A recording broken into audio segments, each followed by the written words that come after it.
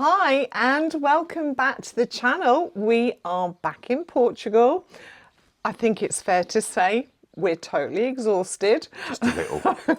And a little warm as well. And a little warm. We always love coming home, but like everything, when we come home, 6 weeks in our garden without any maintenance, well, we'll show you on the screen now what that looks like. So we have been trying to sort it out and we're exhausted, and also at the same time we've got a heat wave hit us. So which is lovely. If you've got time to sit by the pool and drink cocktails, then it's lovely. But if you are trying to do loads of jobs, which we always are trying to do when we get home, it's a little hard. Pretty restrictive. It is a little hard, but we are grateful. So we're not knocking the weather. We've been looking forward to it. No, indeed. Yes, I just want to say also about last week's video, and whilst that wasn't probably the most sexy video we've done, if that's the right way to put it, it was quite hard-hitting in some respects. It was a very honest video about renting in Portugal. We got a lot of positive feedback from people that it's really made a difference to and helped, so we're really pleased to hear that. We're not trying to scare anyone either, but we're just trying to present how things really are. Because, you know, as they say, forewarned is forearmed, or forearmed is forewarned, whichever way round that is. But anyway, just after we released it, on the same evening, I think it was, you saw a post on Facebook, didn't you? Yeah. So, we didn't want to over-dramatise things, but that very evening I saw a post and I said to Gary, here's another one. Someone had posted on a group that they had shown their Wise transaction and Wise had declined their payment. And this payment was to a landlord for a property. And the reason Wise had declined it was because it was fraud. And Wise had actually picked up that it was fraudulent. And they were asking the group, is there a problem? Why won't Wise make the payment? And it's like, well, Wise are trying to protect you against fraud.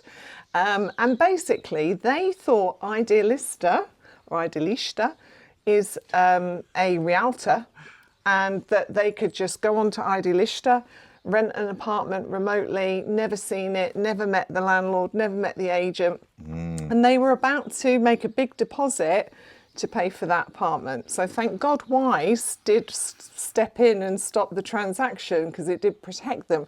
That would have been fingers burnt there, wouldn't it? Perfect example about how careful you need to be if you are going to rent a property from abroad. So it was a good example. Absolutely good. Wise words there, yes, and worth highlighting that. Back to today though, and what we're going to be talking about today. As we said, we've just got back from this trip.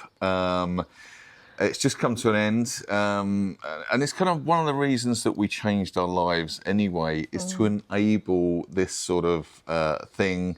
It's one of the reasons we moved to Portugal as well, because obviously we're in the EU on mainland, so it gives us a lot more freedom. This trip, I guess, is a great example of the new freedom that we've had in play, basically. Yeah. And a lot of you, whilst you dream about moving to Portugal, you also dream about changing your life, right? It isn't just about, moving to Portugal and that's it. Everything was as it was before. All the clients that we speak to, they want to change their lives as well. So this is a really good example, and we're going to start sharing more of these types of videos with you now we're home. Yes. And sharing you about life in Portugal. So this is a really good example. So why do we choose a camper van for our travel, and how do we choose where to go? So I'm just going to waffle through this. The camper van thing is very important for me, I think for both of us, because, point one, we've got 2 dogs. To take them on our holidays with us, we can't do that unless we have a form of transport. And let's be honest, if it was a car, it would be a lot harder to do. But in a camper van, we have everything we need right there. Yeah, and our dogs are our babies. They are our babies, so indeed. They come with us. They come with us and enjoy all the adventures with us, Also, camper van, it's about not just the destination, but it's about the journey as well with a camper van. and you get to see so much more, especially at the speed that I drive at, which is quite slow most of the time, because you get to see all the wonderful things along the way and the destinations you get to. You can stop wherever you like. It's just a much more rewarding and richer experience, I find, than flying into somewhere, having a quick look about. You see the real country, I think, when you're driving you through do get a vibe. If you arrive at an airport, you don't. No, but you get to feel, you know, we're shopping the local shops, we're mixing with the local people, favourite. not just in the tourist resorts, but we're seeing life as it is in those countries. And don't get me wrong, it doesn't make us experts on those countries, but it gives you a much richer flavour, I think. Yeah. In terms of choosing where we go, well, you know, we've been doing tours for the last couple of years. Last year we were in Scandinavia, up in Norway, Sweden, Finland, etc. Yeah. And which was an awesome trip. There are a lot of places though in Europe that we still hadn't been to. So obviously we've done quite a lot in Portugal. We've done bits in Spain and bits in France, but we really wanted to get. I think Black Forest was a key area that we wanted to get to this year. In Germany. In Germany, yeah. And obviously, so what we did is we kind of made it a bit of a Central Europe trip. So we kind of focused around there all the way over to the Czech Republic, etc. We'll go through the details in a minute. But the reason we choose that is we're looking for places that we haven't been to, but that are going to offer us the, I guess, opportunities and adventures that we really enjoy and like as well. The outdoors life. Exactly. We love scenery and we love nature and we love countryside. So we go to places that we wouldn't ordinarily. encourage that. Yeah. And stay tuned till the end, because we're actually going to share how much our van tour cost for 6 weeks. So can you actually guess right now how much you think it cost? Yeah, 6 weeks, that's a long time. It's a long time. A long time. But anyway, first we do have a little show reel of our tour to show you.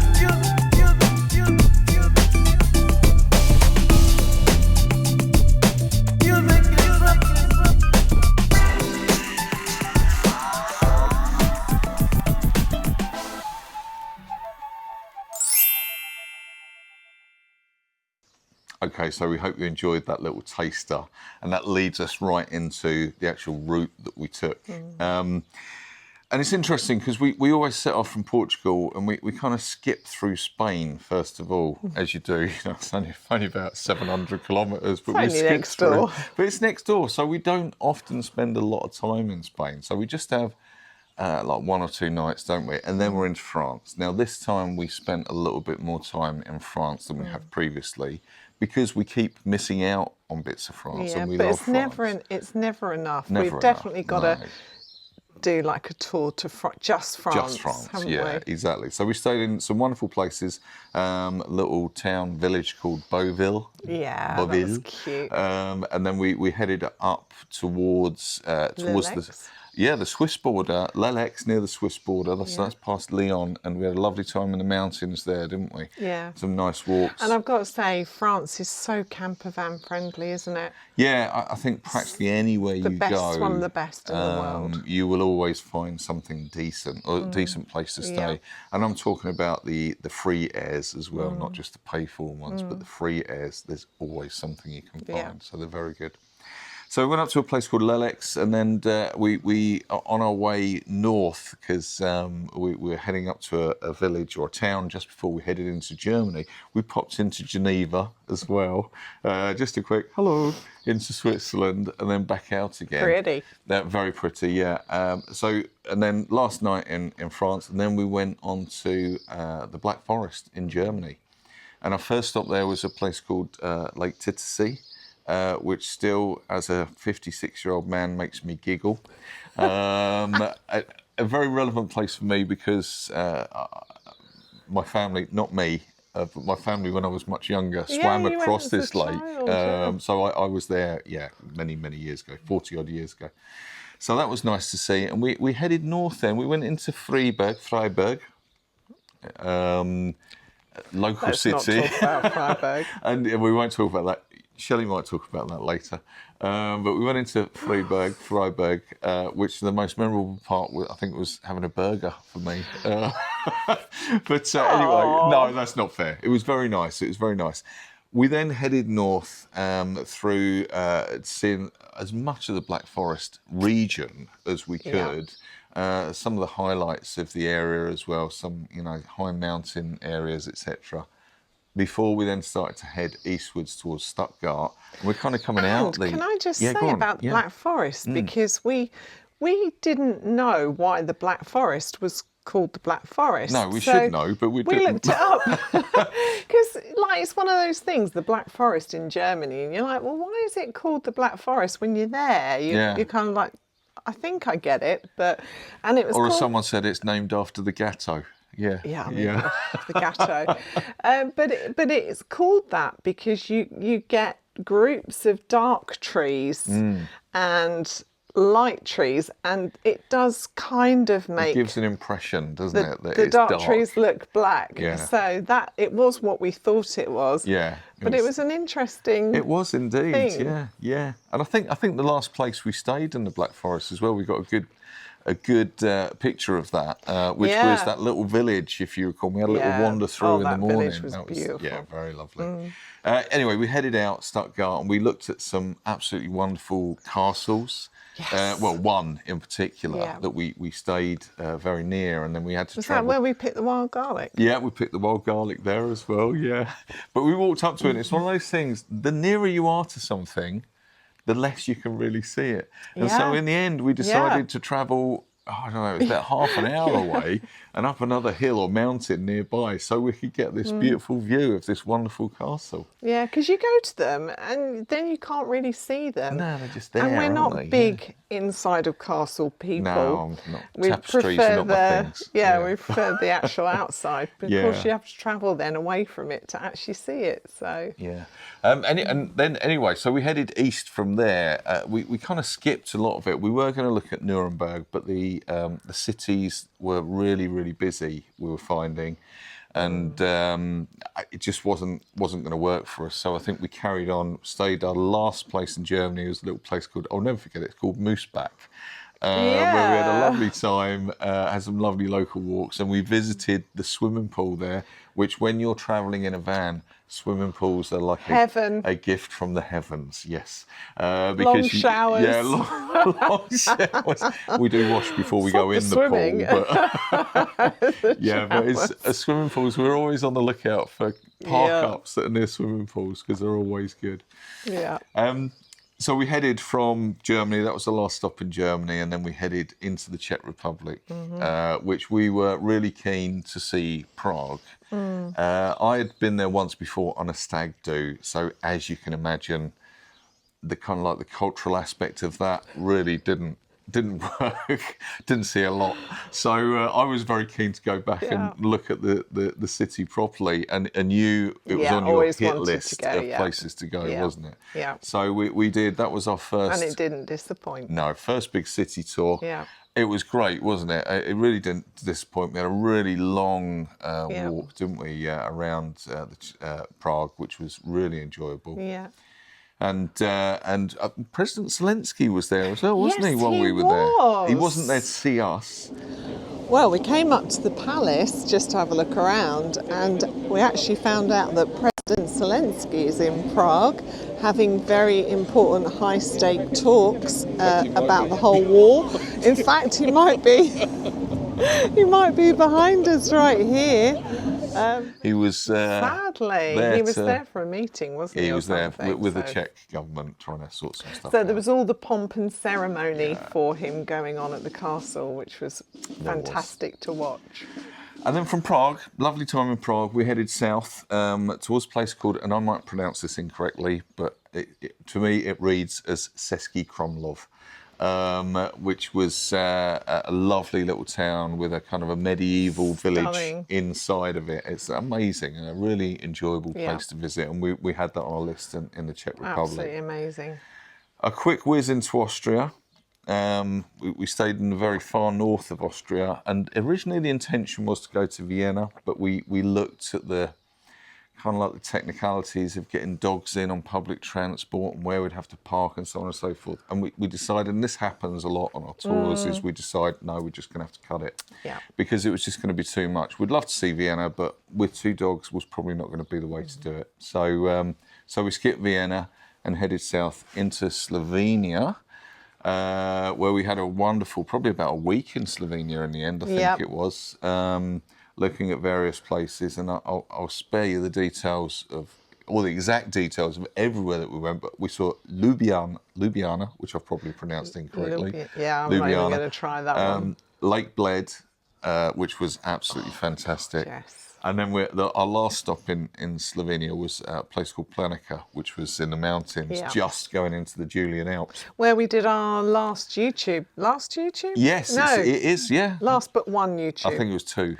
ago. I don't know. And we did a YouTube We did video one with there. mountains in the background. That was at Planica, Yeah. And then we were going to head back into Austria, but there was an issue with one of the roads, which I'll talk about later.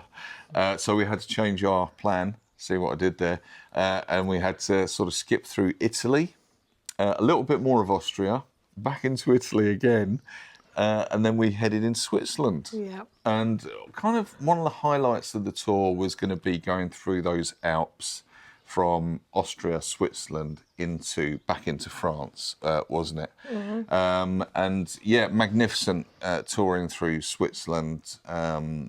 Certainly a place we'd want to go back to, I think, at some point. From there, it was then, I think once you commit to going home, which we did probably whilst we were in Switzerland, just at the end there, it's like, let's just get home now. Yeah. And so... Well, it's psychological. Once you make that decision, yeah, right, we're now on the path to start getting home, something switches in your brain. Absolutely. So we did, I think once we got into France from Switzerland, it was a case of, should we just hit it? And I think we had a couple of nights in France. Yeah. And then on the last day, we did a stupid, silly 900+ kilometre drive, didn't we? Yeah. Just so we could get home on the same day and wake up in our beds at home, which was fantastic. Oh, that was heaven. So heaven. It was. I mean, that's really the kind of like the overview of the whole tour itself, without going into the detail, because we'll talk a little bit more about that as we go through some. So of the it was other 8 subjects. countries. 8 countries. 3 cities. 3 cities, main cities that we went to, and our total in the end, and I'm sorry I didn't record it quite accurately, but it was about 7,500 kilometres, okay? Sorry for those of you that are still working in miles. I can't even turn that into miles anymore. But you divide it by 3. Just Google it or ChatGPT it, but it's basically 7,500 kilometres. So that will be our second longest tour that we've done. Yeah. So yeah, really good. What a journey. Oh, Slovenia. I mean, I know you feel the same, but in terms of surprised us, I had no idea how beautiful Slovenia was. Literally, when we said we would go there, it's because we wanted to tick it, knew it was quite pretty, but, you know, I was not ready for the absolute beauty of that country. And I've got to tell you, it surprised me so much that if I'd have known about Slovenia before we were thinking about moving and where we would move in the world, I would seriously be considering that. That's how much it surprised me. the beauty of it. Yeah. The people are gorgeous, the ones we met. I mean, of course, they're not all gorgeous, but I'm sure, yeah. people we met were just beautiful. Yeah. Just the scale of everything, and it just blew me away. That surprised me, for sure. No, I get what you're saying there. I think for me, it's something a little bit different. And what surprised me was, we had a plan on the route we were going to go, and for lots of different reasons, which will become apparent, we couldn't take that route. And so we had to go through a lot of mountain passes, which, when I looked at the map, they're not like the big name mountain passes and stuff like that. The big sexy ones. Yeah, the big sexy ones. Drive of a lifetime pass. It was, they're just because you've got to get from A to B. And I think what shocked me was the amount of them that were absolutely beautiful. Like, surpassed my expectations for what. And I've been through a lot of mountain passes, but these were absolutely stunning. I mean, I'm talking jaw-dropping. Yeah. And that really surprised me. And these are the B passes. They're the B passes. If someone said to you, you've got to take this drive, these passes would not even be mentioned. They're not even featured on the list. They are, and they're just stunning. And maybe part of that is because there's maybe less traffic on there, I don't know. But it really surprised me how beautiful they were. Yeah. It was an absolute delight.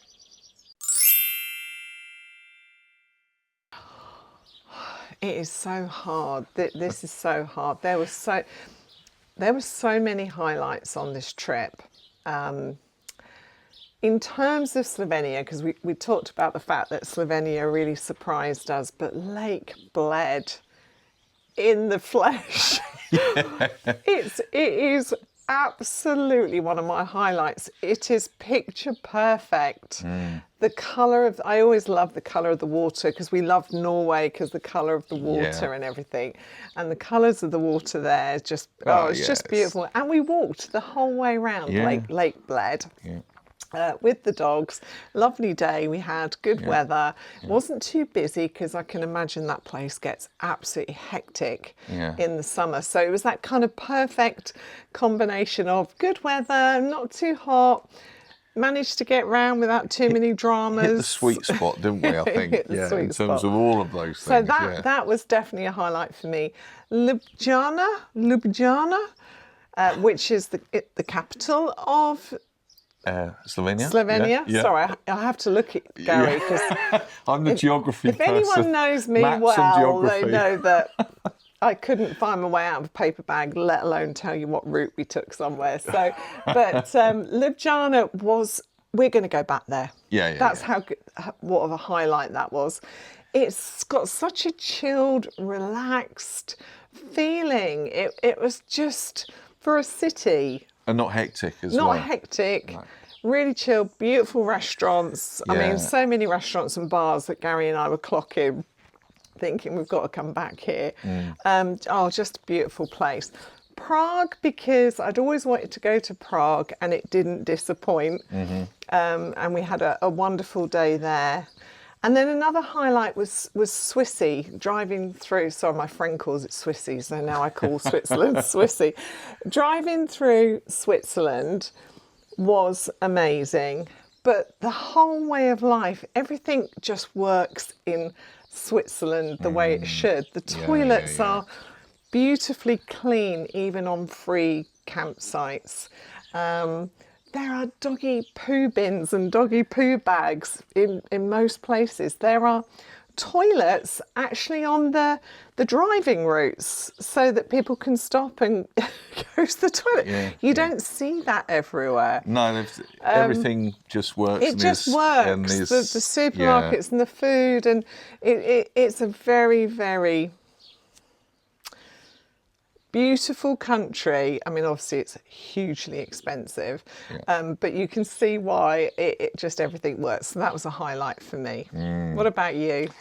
Well, we have to go back to Slovenia again, because I'd had a bit of a tip off, because I follow some photographers, and some of them have been there in the Julian Alps in Slovenia, and they'd also been to the south, to where the bears and the wolves are, and doing photography workshops down there. And so for me, it was a highlight to go to Slovenia.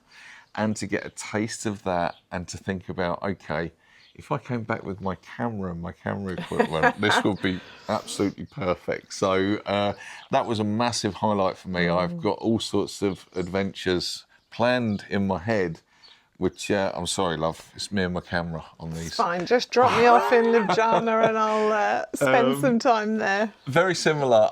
I think the Alps in general, and I'm going to say the Alps, and I'm talking about the Swiss Alps, the Austrian Alps, the Italian Alps, the Dolomites, the Julian Alps, and going into France, the Alps there as well. I just love the Alps. I'm drawn to mountains. I think I'm a mountain person. Yeah, then I love the Alps and just looking at the views. Yeah. The size of it makes me feel so tiny and insignificant. And I think for me, I love driving as well, which is another reason I have a motorbike. But in the van, as I said earlier, I drive generally quite slow because I want to take in what's around. And the drive was just stunning. Probably it's constant eye candy, isn't it? Like never-ending eye candy. Yeah, exactly. But bearing in mind, we did Scandinavia last year. Yeah. I didn't think. I'm not going to say it's better or worse, either of them. We didn't think anything could. But we didn't think anything would get up there. We thought we'd seen that we'd peaked. We thought we'd peaked, and we hadn't. This was absolutely stunning. So the drive was an absolute highlight for me as well. Yeah. I don't think I've done a drive where so much of it was absolutely beautifully stunning. No. It was unbelievable. So, if we have highlights, it wouldn't be right not to have any balance. Yeah, we need to say what the lowlights. Do some lowlights. So, not all sunshine and roses. No, the first lowlight for me was we broke down in Freiburg in Germany. Yes, yeah. And look, we break down on every tour. We did when we went to Norway. It's part and parcel of campervan life, you know, the amount of miles we do. But it was quite we knew it was going to be quite a toasty? Quite an expensive breakdown. That would be a much better word. So anyway, but we were very, very lucky in that Mercedes Freiburg were able to see us literally 2 days later. When we broke down in Norway last year, that was a week before we could get the van fixed. So, you know, grateful for small mercies. We could get the van fixed quickly. Eye-watering costs, which we won't talk about. But it wasn't, it's just when that happens, because you have to remember that your van is your home. You can't just go back to the hotel, drop your van off. You know, you literally got nowhere to be. Especially with two dogs on with in two dogs, well. So we had to spend the entire day walking around Freiburg. And it was cold. It was really, really cold, and I wasn't appropriately dressed, and we had a row there because we were both fed up, so we sort of ended up having. Bearing in mind, this is at the front end of the tour as well. We're fed up. Let's go home. You know, we don't want to spend the money. God, like we just if we hadn't just come on this tour, then we wouldn't have broke down. We wouldn't have to spend the money anyway. So I was in a bad place about that. So we just had a bit of a day. Yeah. And that day felt like the longest day ever until we were able to go back and get the van, because once you've seen Freiburg, bearing in mind, we can't just go shopping or go and sit in a cafe or go and sit in a restaurant for a few hours, because we've got two dogs with us who one of them is not particularly friendly. No. Just sitting out in a bar, she doesn't sit there and chill. She's always looking for trouble. So, so it's not even. So we ended up on a park bench, didn't we? Yeah, in the end, yeah. We ended up. So that was definitely one of the lowlights. The other one is, I think we're new to YouTube. You know, we're not experienced. 3-4 months in. Yeah. This is our 20th video. We're not experienced YouTubers. And we were like, yeah, it'll be fine. We can make videos on the road. It won't be a problem. You know, we'll bring our equipment.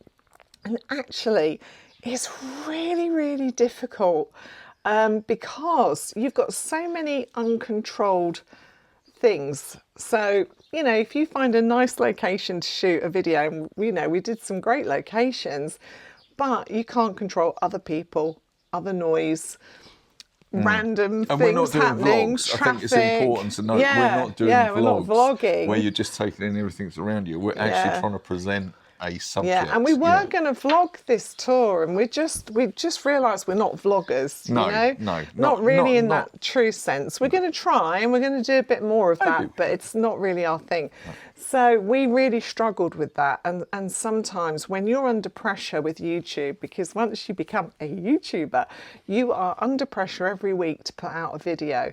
So that was probably a bit of a low light, wasn't it? Yeah. And then Italy is a general low light for us. Yeah, we need to be careful because we don't want to, if there's any Italians, it's not about Italy itself, is it? Yeah, no, we love Italy. Yeah, we love Italy. But campervan life and Italy do not go well together, because what happens in Italy is it's beautiful and there's all this space, and there's the Alps and the mountains and Tuscany, and we've been through all of those in a campervan. But the towns that are all around Italy, they're so concentrated with what feels like too many people, doesn't it? Too many people, not enough space, and it's always Nobody very in the gaps, gnarly, isn't it? Yeah. Like driving's gnarly, people are a bit more gnarly. But even getting the park-ups as well. Yeah, isn't it? getting the park, terrible for campervan park-ups. Even the paid ones, and they're very expensive. You're literally packed like sardines, and Gary and I are not very good in that kind of, small space environment. So that was probably a bit of a low light for me. And you. Yeah, what else did you? Well, I think the first thing for me, this straight after we'd paid an indescribable amount of money for the Mercedes-Benz repair in Freiburg, we headed north a bit, or it's a place called Freiburg, I think it was. That was so beautiful. Which is such a beautiful place. Me. Yeah, I just remembered it was the waterfalls there. The reason we got there was to look at the waterfalls. Gorgeous. Anyway, we arrived there, we settled down for the evening, we have a bit of a rest, and then let's just say I was violently ill. I have never seen Gary that ill in the whole 16 years. Yeah, bearing in mind I had cancer. And he had cancer. This was but worse I've never than seen that. him that ill in 16 years. Yeah, really quite unwell gastrically. I'll spare you the details, but I had 2 days where I was really quite poorly, and then the third day, which was kind of like a recovery day. Yeah. And that kind of took up all of our time in Freiburg. And we made a YouTube video on that day 3 because we had to get the video done. And poor Gary was so ill. There is a video of me out there, and sorry, we're breaking our table here. Yeah. So one of the videos is me being. I'm quite poorly in it. But anyway, so that was Took you by surprise, it's a real low light for me because I don't get sick like that very often, as we say. I think the other thing that kind of I'd like to highlight as a low light is I had these big plans, didn't I, for these mountain passes, and we had which we spoke about. Versich Mountain Pass, which is in Slovenia. There's Grossglockner, which is in Austria. There is the Stelvio Pass, which is in Italy, and then there is the Furka Pass, which is in Switzerland. And that was just one of the passes in Switzerland because we also wanted to see some other stuff. But they're all closed. When I say they're closed, they're all closed either all the time or they're open at night. And to be honest, it's a bit pointless driving over when the light's going and it's dark and so on and so forth. So that was a real kind of a low light for me, is these big plans to do these things and couldn't realise them. So it was a little sad,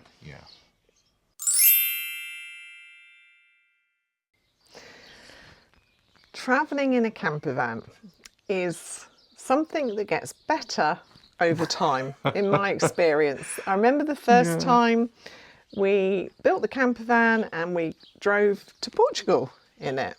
Did we drive to Portugal? Not the first time we used it. We had a little bit in the UK first on a campsite, but the first big drive was the drive to Portugal. Yeah. And it takes time to get your campervan jiggy, not the right word. No, but roles and responsibilities. Your campervan roles and responsibilities. Space. And space management, correct. Yes. Because you've got a tiny little floor space, you've got 2 dogs, 2 adults, and I've got to cook and Gary's got to do this and dogs have got to do that. And that first time you do your first tour, it's an acquired skill. But now we've got that down to a T, and we've learned how to move around the van together. So it takes a few days to get into it. We have to get into the routine of how you're doing it, and then of course there are other challenges as well when you're in a camper van, because if you've got a really hot day, what you really want to do is have all your doors open and everything like that. But if you're surrounded by other people, that's not often not the nicest thing, especially with the dogs or flies. Or you know, so we hate going away when it's really hot. Yeah, we would never do it because it's just not conducive to life. And conversely, not the cold. Don't mind the cold because you're all kitched up. And we've got a heater in there, and that's lovely. Yeah. So which makes it a very cosy space when it's cold. But if it's raining, that obviously adds a different dimension to it as well, especially with two dogs, because you've got to get them out for toilets and walks and things like that. And dry them. Yeah. So I don't want to paint a bad picture of travel because but it's what it's like. It's what it's like. Yeah. It's a challenge. Eau de wet dog. Yeah, eau de wet dog. That's a great smell. But on the other side of it, travelling in a camper van, you know, we stop. And we can have coffee wherever we want. Yeah. Like we've had some great coffee stops. We can make lunch where we are. Yeah. You know, we chat and laugh and listen to music and sing, and because all the responsibilities of home have gone. Yeah. And it's just about the journey. And we have some epic conversations in our camper van. No, we do.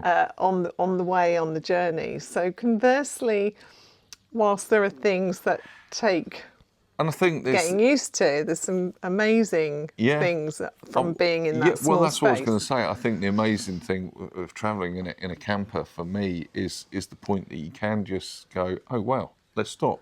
Yeah. And you stop. And we were top of a mountain, weren't we? Yeah. And we got out, we stopped. Yeah. There was one of the passes I was talking about before. We got out, we take the dogs for a walk. Yeah. They're playing in the snow. Yeah. It's absolutely magnificent just to be able to do that. So travelling in a camper, whilst it presents challenges, it's fantastic. Really, the showers, though, you know, you do get to the point where you want to get home so that you can have a 10-minute shower because you're restricted on how much water you've got in a camper van. No, definitely. So that's it. There are challenges which are normally around showering and. Showering. Let's not talk about the toilets. No, we won't go there. No. But there are obviously real world challenges in these situations, and so on and so forth. So it's your little home, and you've got to keep it all functioning as well. And clean. Yeah, and clean. Dog hair. Constantly. But you know what? We wouldn't change it for anything. No, absolutely not. So the first thing I'll say about dogs and travelling with dogs is in our situation, our scenario, we have, they're both rescue dogs, but one of them, Lana, she is a very... just down here. Sunbathing and surprise me. She's a very reactive dog. So I'm not going to say she has some behavioural issues, but she is very reactive. And so that's something that we've improved over the last few years, quite considerably, but it is something we have to manage. So when it comes to dogs and travel, it's not just a case of shoving our little puppy in a handbag and off we go. It is, we do have to think about everything. Even where we stop at night, what we're surrounded by, etc., etc. We have to think of things like that, or at least take it into consideration. Because it's other dogs that she doesn't like. Yeah.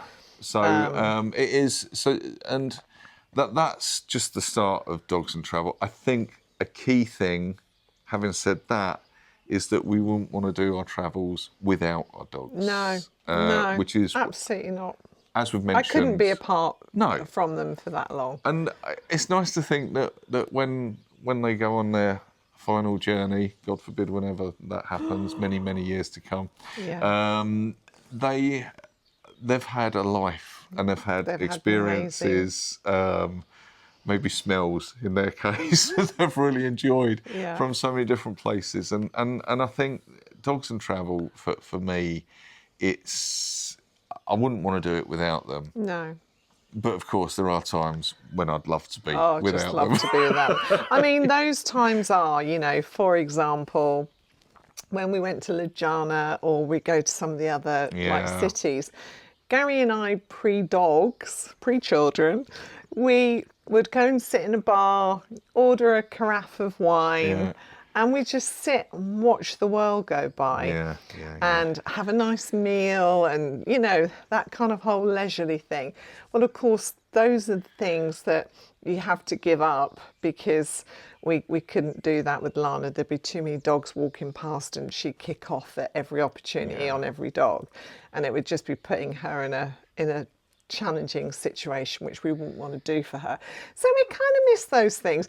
But we peg those places to go back to, don't we? And we are going to go back to some of these cities on our own. We'll put the dogs happily with a dog sitter, and then we'll go back and visit them. I think it's fair to say though, we always find at least once or twice on each trip we'll tire the dogs out completely. Yeah, amazing. Then we'll walks. stick them back in the van.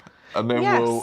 we'll go off and we'll either have a meal Yeah, or we we'll go and have a did. A drink few times somewhere. we were like proper adults. I was just weren't trying to we? think. Yeah, Did I we forgot. manage that a couple In the of Black times? Forest, yeah, a few times. Yeah, and we did. Slovenia. Yeah. And Slovenia, yeah. So you do manage to do that, but it's not because we want to get rid of them. But it's nice to just be without them for a couple of hours. But I'm going to just say one last thing on dogs and travel is be prepared that you will look like a dog at the end of the van trip. Every single possession, every piece of clothing. Can I just say that's because of the amount of hair on you? Yeah, You're not going to look like a dog. Oh, well, actually, I might look like a dog at the end of the 6 weeks as well because, you know, no hair equipment. But, you know, every single thing has a dog hair on it. I mean, literally. So you kind of do take on the appearance of dog. So I think mine reflections here is really about, I'm going to say it's about roads and being on the road. So there's two key things here. So there's one thing that you notice everywhere else you go, and my reflection on Portugal is, and I know I've said before about some of the Portuguese driving is interesting, but generally speaking, on the roads themselves, there are a lot fewer vehicles in Portugal. And I think that's one thing I notice when I go to these countries is there's some of the places you go, don't get me wrong, so when you're out in the middle of nowhere, there's not a lot, but there are many places you go where it's just traffic, too much traffic all over the place. And generally speaking in Portugal, that's one thing I love about it is, depending on where you're going and what time of the day, you can go on a road, you might not see a car for a long time. It could be like 5-10 minutes. Oh my God, there's another car. Depending on where we you are. live. No, certainly where we live, yeah. So I think that's one thing that I always think about is kind of like the tranquility of driving without having loads of other drivers around you. Yeah. The other thing that it makes me think of as well is obviously being the motorcyclist is I always think, wow, do you know what? Portugal, out of everything that we saw on that 7,500 kilometres, you've got a little bit of all of that in Portugal. Yes. Within kind of arm's reach, if you like. So I can go out on my motorbike here in Portugal and I can get a little bit of the Alps, a little bit of the coast, the seaside, a little bit of the twisty roads through the hills, the lakes and the rivers, etc. You've got all of that. And that's I guess that's my biggest reflection is thinking about Portugal and how wonderful it is I get a little bit of what Europe has to offer here within easy reach. Yeah, that's a really good point, actually. It has got a little bit of everything because you always forget about the Sierra de Estrella and further north. It's almost got its own little Alps. Yes. For me, I would say the biggest thing, and I'm going to say this is probably the biggest thing I've learnt about myself recently, is the amount of space that we are afforded here in Portugal.